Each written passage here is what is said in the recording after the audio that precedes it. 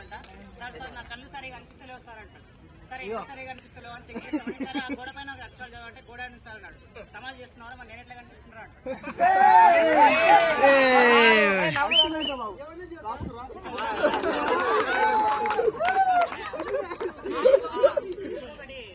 ముంగడికి రా. పేరెంట్ కి సన్ కి మధ్యలో అరే రవి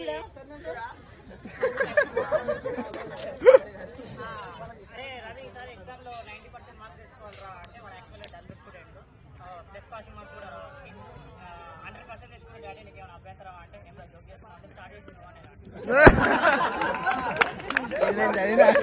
నేను చదివినా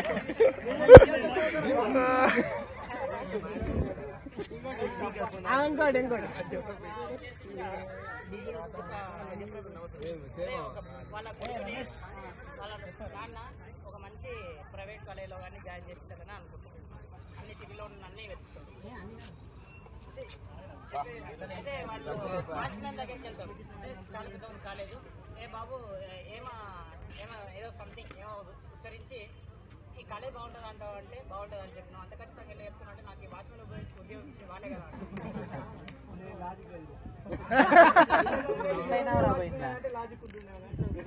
ఏదో లాజిక్లు గీజిక్లు అన్ని కావాలంటే దొరికాయి. అది చెప్పుడే ఎక్కువ.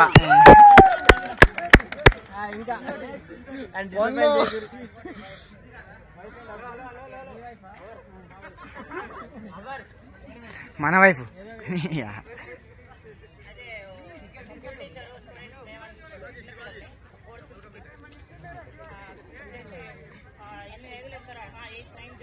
ఎన్ని దొమ్ములు ఎంతరా అంటే 60 సార్ 34 సార్ 56 సార్ అంటాడు.